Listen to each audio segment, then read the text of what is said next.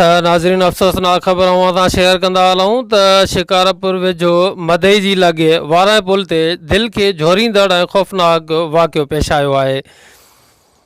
चिंची रक्षा dumper सां टकराइजी वियो, 4 औरतूं फ़ौत जॾहिं त हिकु औरत समेत 2 मर्द सख़्तु ज़ख़्मी थी पिया आहिनि,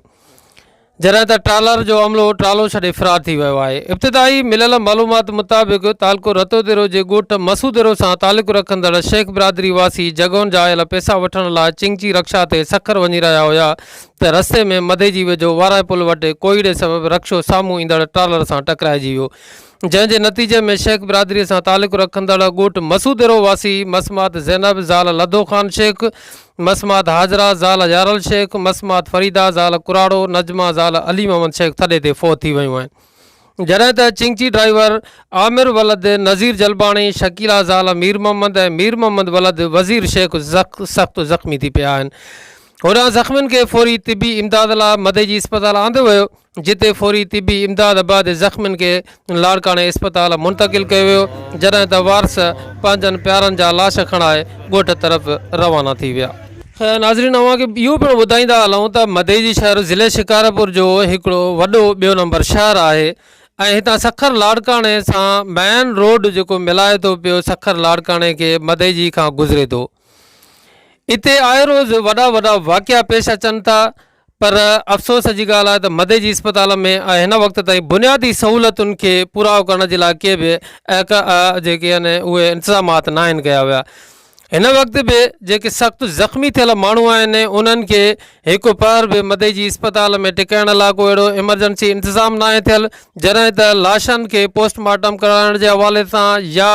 लाशनि खे केयर करण जे हवाले सां, लाशनि खे मुंतक़िल करण जे हवाले सां पिणु सख़्तु दुश्वारियूं पेश अचनि थियूं अमले न हुजण सबबि। इन करे खुदारा मदई जी इस्पताल खे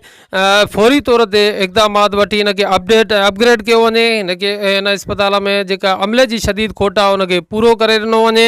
ऐं उन सां गॾोगॾु जेको इस्पताल खे जदीद बुनियादनि ते इस्तवार कयो वञे तां त हिते इंसानी जानियूं जेके आहिनि उहे बची सघनि। हिते एमरजेंसी जूं जेके वाक़ियात आहिनि रोज़ बरोज़ जेके बुनियादनि ते थियनि था पिया, पर मदई जी इस्पताल हिन वक़्त ताईं जूं जो तूं आहे। काथों माना निकता काथों मसूदेरे मां काॾे पिया वञनि, सखर पिया वञनि, जिंदे खां छा में लॻा कंटेनर वॾो ऐं हे छा ते हुया, रक्शे में हुया, तव्हांजा छा थियनि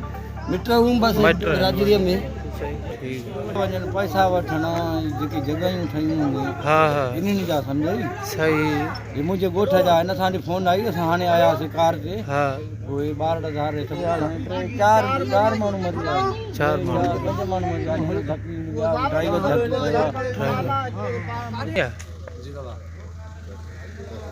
छा नाम अथव बाबू जी? आमिर अली जलबाणी।